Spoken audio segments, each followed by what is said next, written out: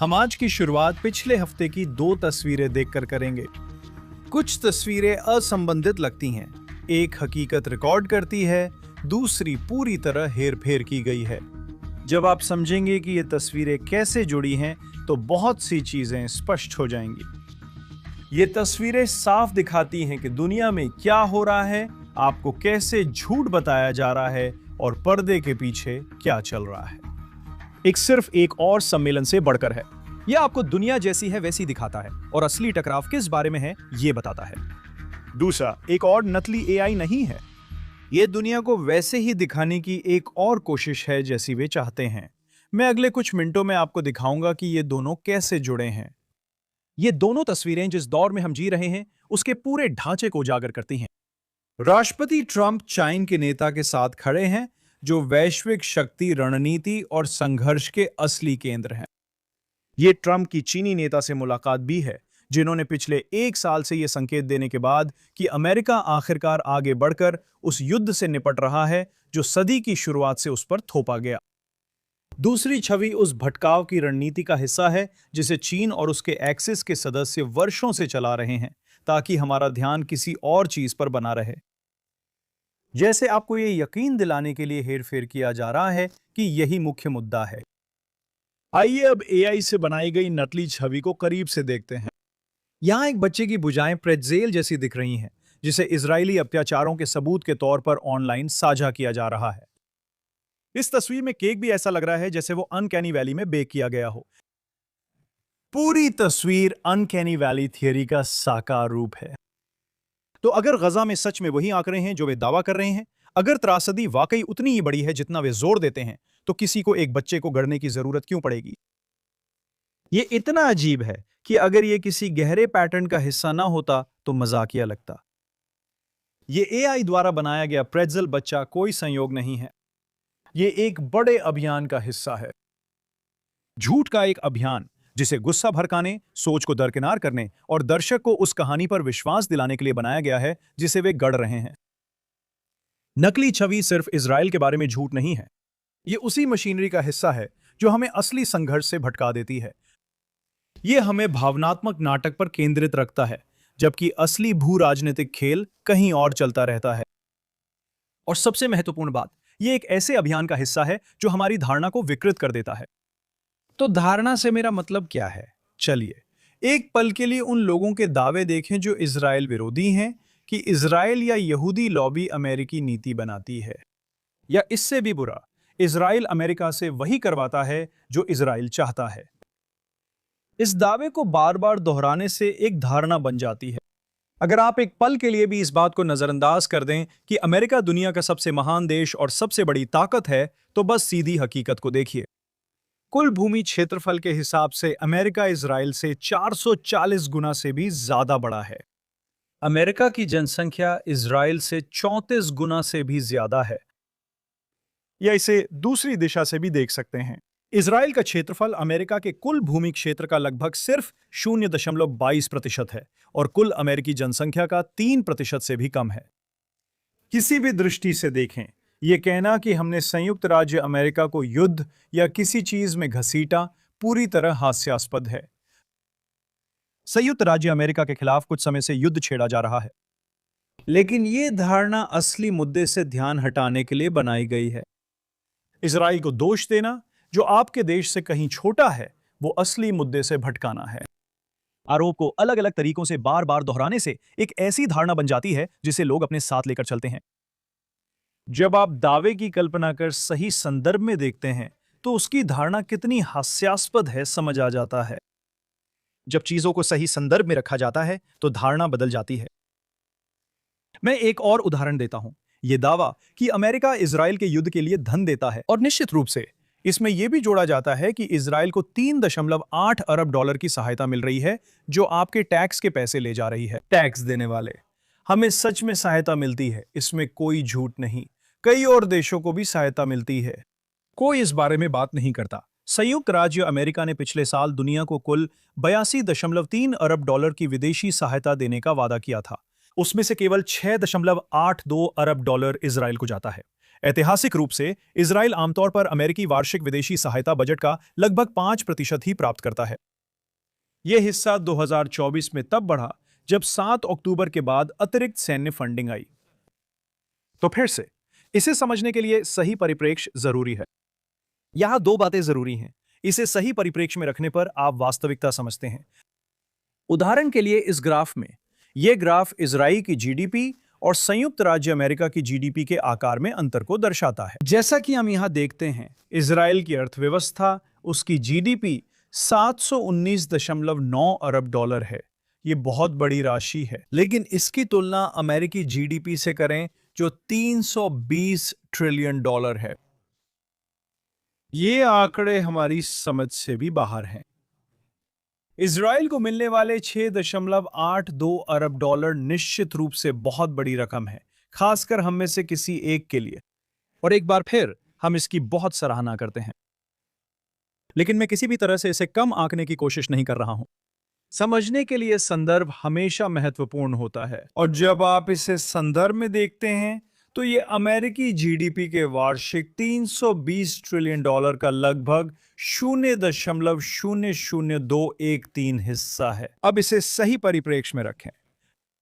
मैं ऐसे आंकड़े इस्तेमाल करूंगा जिन्हें हम समझ सकते हैं। अगर आप यही प्रतिशत $1000 पर लागू करें तो यह लगभग 21 सेंट होगा। सेंट। ठीक है, चलिए उदार बनते हैं और मान लेते हैं कि यह 1/4 है, यानी 25 सेंट। तो जब आप इसे समझते हैं तो आपको पता चलता है कि अमेरिका वास्तव में इजराइल को 25 सेंट के बराबर अनुदान दे रहा है। अमेरिकी अर्थव्यवस्था इतनी मजबूत है कि अगर आपके पास $1000 हो तो क्या किसी को 25 सेंट देना आपको खलेगा? हाँ, ये बड़ी रकम है जो और चीजों में लग सकती है, लेकिन इसमें एक पेच है जो हमेशा नहीं बताया जाता। ध्यान रखें, अमेरिका से सहायता पाने वाले अन्य देशों के विपरीत इजराइल को ये 25 सेंट अमेरिका में ही खर्च करने पड़ते हैं। दुकानदार हमें क्वार्टर देता है जिसे हमें उसी स्टोर में खर्च करना पड़ता है। तो इजराइल अमेरिका के साथ कोई चालबाजी नहीं कर रहा है, और आपके टैक्स का पैसा जो इजराइल को मिल रहा है वो असल में उन 25 सेंट के बराबर है जो आखिरकार वापस आपकी जेब में ही आ जाता है। तो जब आप इसे इस नजरिए से देखते हैं तो आपको समझ आता है कि असल में जो धोखा चल रहा है उसका पैमाना कितना बड़ा है। आप समझ जाते हैं कि जो लोग खुद को धर्मी समझते हैं, असल में उनकी बातें खोखली हैं, क्योंकि उन्हें असलियत की समझ नहीं है। वे बस इस मुद्दे से इजराइल की छवि खराब करना चाहते हैं। वे आपको यही सोचने पर मजबूर करते हैं कि ये इजराइल का युद्ध है, जबकि असल में कुछ और है। और अब हम वापस उसी दूसरी छवि पर आते हैं जिसके बारे में मैं बात कर रहा था। चाइन में यह बैठक सिर्फ शिखर सम्मेलन नहीं, असली युद्ध है। तुम इजराइल का युद्ध नहीं लड़ रहे, तुम मूर्ख हो। कुछ लोगों का अब भी इस पर विश्वास करना दिखाता है कि धोखा कितना गहरा है। पिछले 25 वर्षों से चीन, उसके इस्लामी एक्सिस के सदस्य और पश्चिम में जुड़े इस्लामी राजनीतिक आंदोलनों का नेटवर्क चुपचाप पश्चिम के खिलाफ नए युग का युद्ध छेड़े हुए हैं। वे इसे बहुत व्यवस्थित और धैर्य से कर रहे हैं। यह पारंपरिक नहीं बल्कि नए साधनों से लड़ा जा रहा विश्व युद्ध है। सूचना युद्ध, आर्थिक दबाव, प्रॉक्सी मिलिशिया, साइबर ऑपरेशंस, वैचारिक घुसपैठ और नैरेटिव में हेरफेर। और इसका लक्ष्य सीधा है, अमेरिकियों को यह यकीन दिलाना कि उनके दुश्मन नहीं हैं, उनके सहयोगी वास्तव में उनके सहयोगी नहीं हैं, और जो खतरे उन पर हैं वे किसी और की समस्या हैं। वे यानी चीनी और इस्लाम दोनों के अपने अपने कारण हैं, लेकिन उनका दुश्मन एक ही है, पश्चिम, संयुक्त राज्य अमेरिका और उसका कोई भी सहयोगी। वे वर्षों से अमेरिकी ताकत कमजोर कर रहे हैं, जबकि अमेरिकी सस्ते सामान, सस्ते मनोरंजन और ऐसे राजनेताओं में उलझे हुए थे जो आंख मूंदने को बहुत आसानी से तैयार थे। चाइन एक बात में सही था, आपको पता नहीं चलता। वे अपनी जंग वैसे नहीं लड़ रहे हैं जैसा हमने कहानियों, फिल्मों और शोज में विश्व युद्धों के बारे में देखा या सुना था। हो सकता है ये वैसा ना हो जैसा हम जंगों की कल्पना करते हैं, लेकिन मकसद वही है, वैश्विक प्रभुत्व। और वे बहुत करीब थे, बहुत करीब, जब तक ट्रंप ने उस दिशा को बाधित नहीं किया।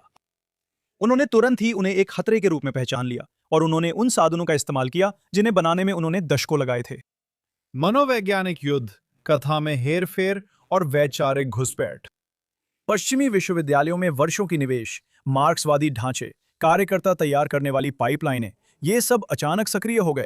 मार्क्सवादी विचारधारा वाले मीडिया संस्थान, विदेशी पैसे से प्रभावित सोशल प्लेटफॉर्म, प्रभावशाली लोग और सांस्कृतिक हस्तियां ऐसे नारे दोहरा रहे हैं जिन्हें वे समझते भी नहीं। ये पश्चिमी संकल्प को कमजोर कर जनता को यह देखने से अंधा कर रहा है कि दांव पर क्या लगा है। स्कूल युवाओं का ब्रेन वॉश करते हैं और सांस्कृतिक संरक्षक इसे और मजबूत करते हैं।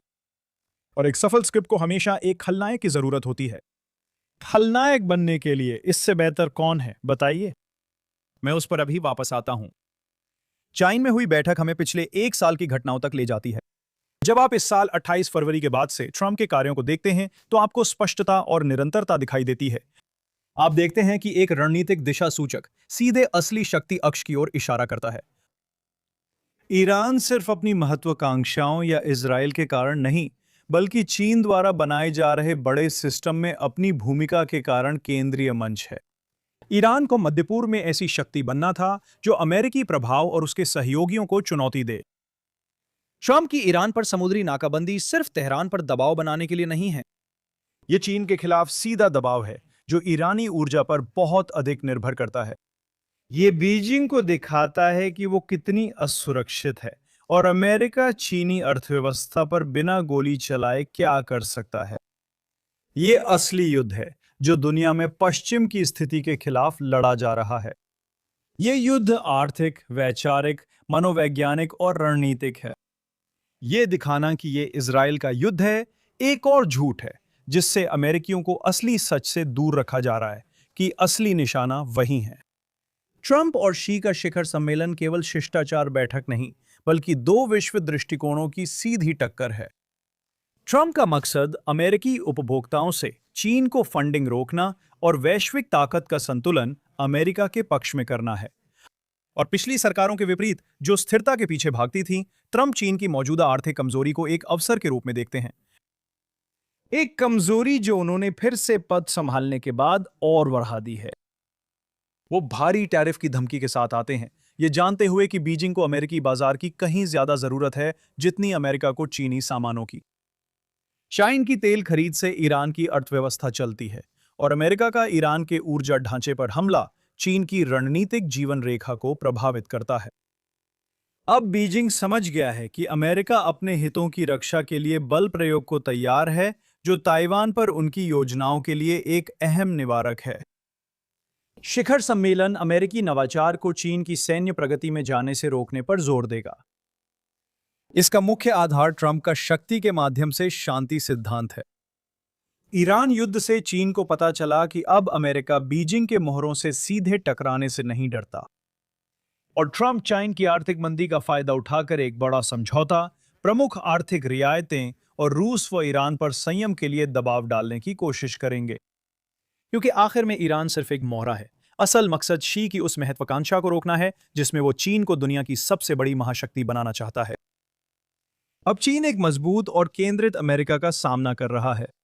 ये उनके लिए अप्रत्याशित था।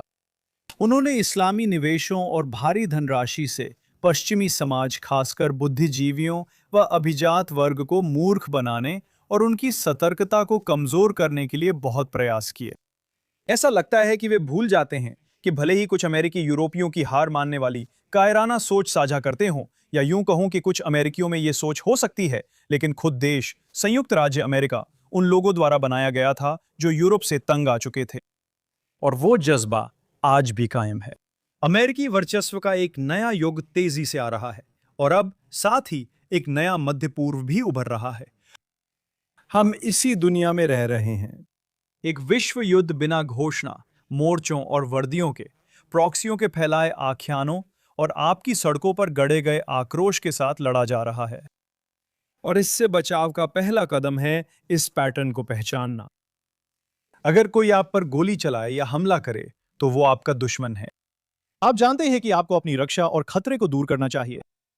अगर वे फिर झूठ गढ़ें, ऐसी धारणा बनाएं जो सच्चाई को चुनौती दे और कहें कि आपको नष्ट करने की उनकी विचारधारा वैसी नहीं है जैसी आप सोचते हैं, कि वे सभी ऐसे नहीं हैं, कि असल में आपकी ही समाज समस्या और कारण है कि उन पर की गई कोई भी आलोचना वास्तव में नस्लवाद है। जबकि उन्हें आपके मीडिया का समर्थन प्राप्त है जिसे वे फंड करते हैं। उन बुद्धिजीवियों का समर्थन प्राप्त है जिन्हें वे फंड करते हैं, जो उस बात को चुनौती देते हैं जिसे आप सही मानते हैं। लगातार उपदेश देना और समाज को जोड़ने वाले मूल्यों को कमजोर करना, साथ ही ध्यान काल्पनिक धमकियों की ओर मोड़ना, इनके खिलाफ खड़ा होना और चुनौती देना कठिन बना देता है। और यही हो रहा है। इन तस्वीरों से आगे बढ़ते हुए और जो कुछ भी मैंने अभी आपको दिखाया है उसके संदर्भ में मैं पश्चिमी देशों में इस समय इजराइल और यहूदी लोगों पर हो रहे हमलों के बारे में बात करना चाहता हूं। उस कहानी के खलनायक जिसे उन्होंने बनाया। हमें धारणा के साथ हो रही इस हेरफेर की चिंता करनी चाहिए क्योंकि उन्हें पता है वे इससे बच सकते हैं। आज के माहौल में इजराइल को राक्षसी दिखाने वाली कोई भी चीज तुरंत सच मान ली जाती है। कोई सवाल नहीं पूछा जाएगा, कोई सत्यापन की जरूरत नहीं होगी। बिल्कुल बिना झिझक, बस शुद्ध, बिना किसी फिल्टर का आक्रोश, जैसे ही चाहो। ये यहूदियों से नफरत का नया रूप है जिसे मानवता की चिंता बताकर दिखाया जा रहा है।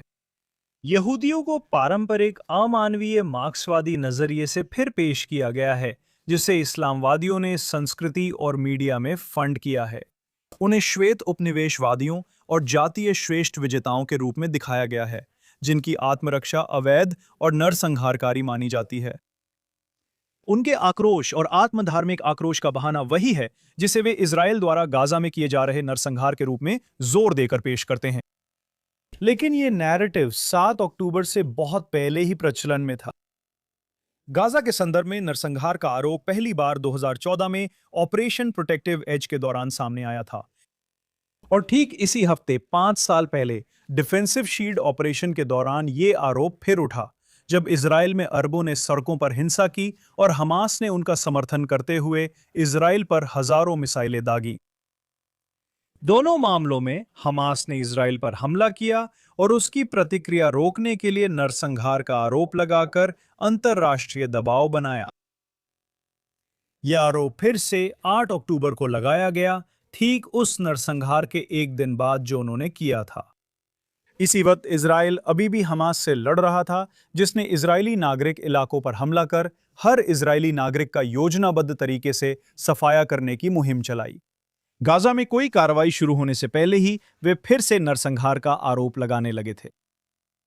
यह तब है जब इजराइल के खिलाफ आतंकी कार्रवाई को प्रतिरोध बताया जा रहा है, जो सालों पहले अरबों के आत्मनिर्णय के अधिकार की मांग के रूप में शुरू हुआ था और फिर यहूदी लोगों से शांति के लिए जमीन छोड़ने के समझौते को मान्यता देने की अपील की गई थी।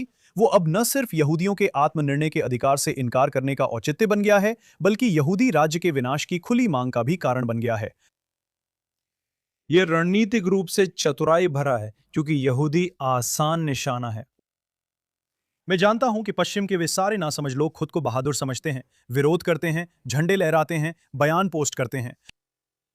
मैं देखना चाहता हूं कि वे आज ये सब बातें अश्वेत लोगों के खिलाफ करें या मोहम्मद के बारे में कुछ लिखें, तब देखेंगे कि वे कितने बहादुर हैं। यहूदी वो भावनात्मक ईंधन मुहैया कराते हैं जो भीड़ को भड़काने के लिए जरूरी होता है।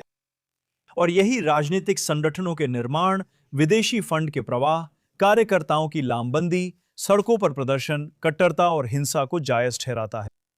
जब सभी का ध्यान इजराइल पर है तो वही आंदोलन अचानक इंतिफादा को वैश्विक बनाने की मांग करते हैं, एक क्षेत्रीय संघर्ष को पूरी दुनिया में वैचारिक विद्रोह में बदलने की कोशिश करते हैं। ये पूरे पश्चिमी देशों, अमेरिका व उसके सहयोगियों में अस्थिरता लाता है।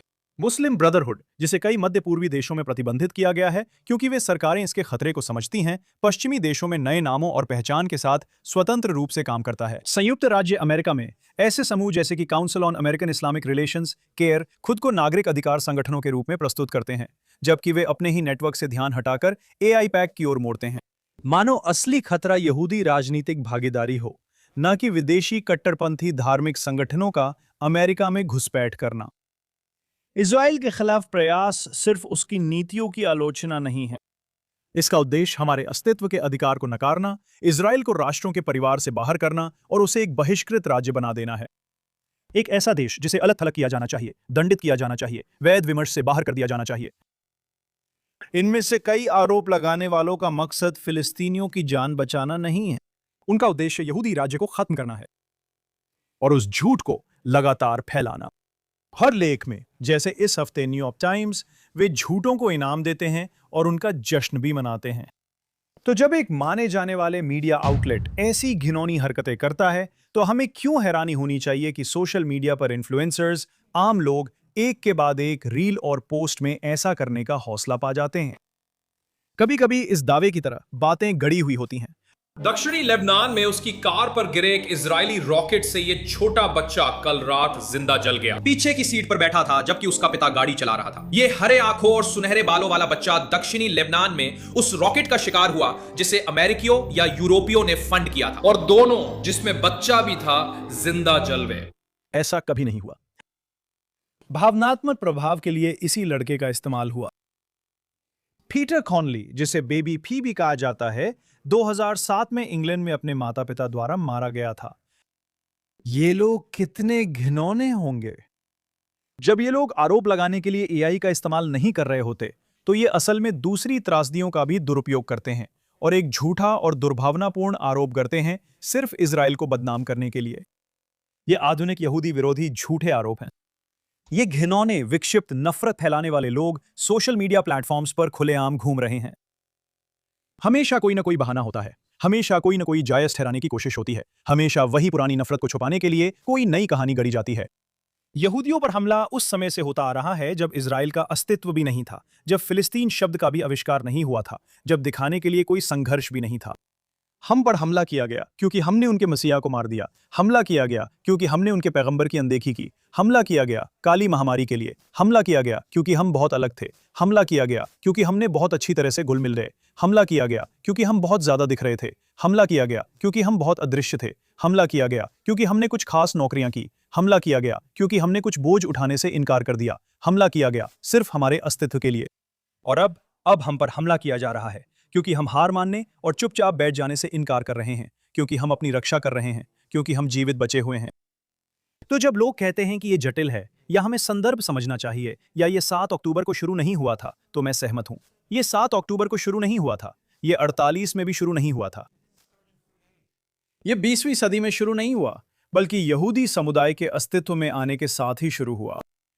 अब मध्य पूर्व की घटनाओं की बात करें, मुझे लगता है आपको सीरिया में हो रही उन घटनाओं पर कोई हैरानी नहीं होगी जिनकी फिर से खबर नहीं दी जा रही। इजरायली मध्य पूर्व विशेषज्ञ डॉक्टर एडी कोहेन, जो लेबनान में जन्मे हैं, सीरिया की मौजूदा स्थिति पर चिंतित हैं। वे लिखते हैं कि सीरिया एक इस्लामी राष्ट्रवादी बदलाव से गुजर रहा है। सुरक्षा के लिहाज से अपेक्षाकृत अधिक स्थिर है, लेकिन वहां न व्यक्तिगत न धार्मिक स्वतंत्रता है और अल्पसंख्यकों को गंभीर खतरा है। वे कहते हैं सीरिया अब एक संप्रदाय और धर्म वाला राज्य बन गया है जिस पर अरब सुन्नी समूहों का दबदबा है। असद के हटने के बाद सीरियाई लोगों को राहत नहीं मिली, बल्कि आईएसआईएस ने सत्ता संभाल ली। शुरुआत में अल-जलानी जैसे नेता और असद को हटाने वाले गुट खुद को इस्लामी लेकिन कट्टरपंथी नहीं दिखाने की कोशिश कर रहे थे, ताकि असद और उदारवादी विद्रोहियों के विकल्प बन सकें। लेकिन असलियत इससे भी ज्यादा कट्टरपंथी थी। सीरिया इस समय सिर्फ मार्च 2025 में अलावी समुदाय के खिलाफ हुए नरसंहारों और पिछले वर्ष ड्रूज समुदायों के खिलाफ हुए नरसंहारों के कारण नहीं, बल्कि गहरे सामाजिक परिवर्तन के चलते भी बड़े उथल-पुथल से गुजर रहा है। 60 से अधिक वर्षों तक असद परिवार के अधीन धर्मनिरपेक्ष देश अब तालिबान जैसे इस्लामी राज्य में बदल रहा है। उनके अनुसार इसके संकेतकों में स्कूलों में लिंग विभाजन, शराब की बिक्री पर प्रतिबंध और इससे भी अधिक चिंता की बात यह है कि शिक्षा प्रणाली अल्पसंख्यकों, यहूदियों और पश्चिम के खिलाफ भड़काऊ विचारों पर आधारित है।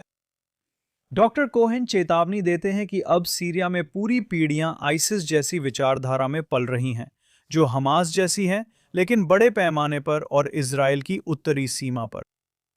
सीरिया भी अफगानिस्तान की तरह धर्मनिरपेक्ष शासन के पतन के बाद तेजी से इस्लामीकरण की ओर बढ़ रहा है। नया संविधान वहां के पहले धर्मनिरपेक्ष रहे सभी संस्थानों को इस्लामी कानून के अधीन करता है। कई जगहों पर धर्मनिरपेक्ष अदालतों की जगह शरिया अदालतें आ गई हैं।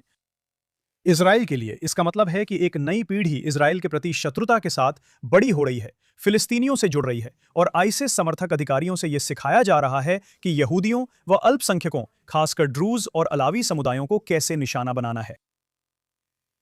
मैं डॉक्टर कोहेन के लेख का हवाला देता हूं, क्योंकि यूरोप में कोई भी सीरिया के बहिष्कार की मांग या सीरिया में आइसिस शासन पर प्रतिबंध की मांग नहीं कर रहा है। यूरोपीय संघ ने इस हफ्ते यहूदियों पर जूडिया और समरिया में इसलिए प्रतिबंध लगाए क्योंकि वे अपने पूर्वजों की मातृभूमि माने जाने वाले क्षेत्र में बसना चाहते हैं, ना कि हिंसा या उत्पीड़न के लिए। आज इज़राइल में योम यरूशलेम यरूशलेम दिवस मनाया जा रहा है। मैं समाप्त करता हूं उस दिन जब हिब्रू कैलेंडर के अनुसार 6 दिवसीय युद्ध में 2000 साल बाद यरूशलेम मुक्त हुआ। ये वही दिन था जब बाइबल के इस अंश जकरिया 8 यानी 2500 साल पुरानी इस भविष्यवाणी की पूर्ति हुई थी। और मैं उद्धृत करता हूं, प्रभु ऐसा कहते हैं, मैं सयोन लौटूंगा और यरूशलेम में निवास करूंगा। तब यरूशलेम को विश्वास योग्य नगर कहा जाएगा और सर्वशक्तिमान प्रभु के पर्वत को पवित्र पर्वत कहा जाएगा। सर्वशक्तिमान प्रभु कहते हैं, फिर एक बार वृद्ध पुरुष और महिलाएं यरूशलेम की गलियों में बैठेंगे, हर किसी के हाथ में उम्र के कारण छड़ी होगी। शहर की गलियां खेलते लड़के लड़कियों से भर जाएंगी। ये सच में हो रहा है।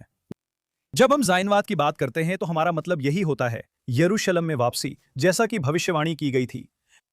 हम पीढ़ियों से ऐसी ही परिस्थितियों में रहे हैं जैसी हम अभी अनुभव कर रहे हैं। इसने कभी भी यरूशलेम में एक दिन लौटने के हमारे विश्वास को खत्म नहीं किया। मेरे परिवार ने भी वही सपना साझा किया, इज़राइल की धरती पर लौटने का, जैसा ज़ायोनिस्ट चाहते थे। मेरे दादा डैनियल बेन मशीह गुलेल। हाँ, मशीह के बेटे का जन्म और पालन पोषण अफगानिस्तान में हुआ। मेरा परिवार वहां 1000 साल से भी ज्यादा समय तक रहा, लेकिन उन्होंने कभी भी इज़राइल की धरती पर वापस आने के सपने को बुझने नहीं दिया। मेरे दादा, जो 100 साल से भी ज्यादा पहले अफगानिस्तान में थे, उन्होंने सुना कि वापस लौटने का सपना सच हो रहा है, कि ज़ायनवाद, जिसे दुनिया भर में कहा जाता था, हमारे लिए वापसी का सपना था। और उन्होंने अपने अफगान साथियों से इज़राइल की धरती यरूशलेम लौटने का आह्वान किया, और उन्होंने ये 1921 में किया था। वो और मेरे परदादा दोनों यरूशलेम चले गए और उन्होंने यरूशलेम में एक घर बनाया। मेरी माँ का जन्म यरूशलेम के पुराने शहर में उनके सपने के अनुसार हुआ। कई साल बाद मैं माँ के साथ यहाँ आया, जिन्होंने मेरे पिता से मुलाकात की और उनसे शादी की। हम कुछ साल अमेरिका में रहे, फिर माँ हमें वापस ले आईं। मुझे ये सौभाग्य है कि मैं यरूशलेम में रहता हूँ और मेरे बच्चे भी यही जन्मे हैं। वे तीसरी पीढ़ी के यरूशलेम वासी हैं। इस हफ्ते, जैसा कि मैंने कहा, 6 दिवसीय युद्ध की वर्षगांठ है। उस हफ्ते इज़राइल ने इज़राइल की भूमि यहूदा और सामरिया पर अपने अधिकारों को पुनः स्थापित किया। मेरे चचेरे भाई रामी गोलेल अब नहीं रहे, पैराट्रूपर थे। वो पैराट्रूपर्स की पीढ़ी थी जिन्होंने यरूशलेम को आज़ाद कराया, और हमें यह सौभाग्य मिला कि वे उसी यहूदी पीढ़ी में से थे जिसने यरूशलेम को आज़ाद कराया। और उनके बाद मैं खुद और अब मेरा बेटा भी IDF यानी इज़राइल रक्षा बल में पैराट्रूपर रहे हैं, जो यहूदी लोगों की सेना है, वो सेना जो हमारे पास 20 सदियों तक नहीं थी। अब हम फिर से यहां हैं। अब 2000 साल के यहूदी इतिहास के विपरीत हम न सिर्फ उस सपने को जी रहे हैं, बल्कि उसके लिए लड़ भी सकते हैं, क्योंकि शाश्वत लोग लंबा रास्ता तय करने से नहीं डरते। Am Hanetzach lo mefached miderech aruka। मैं डैनियल सीमन हूं। अगले हफ्ते स्ट्रेट अप में JNS TV स्टूडियो यरूशलेम इज़राइल से फिर मिलेंगे।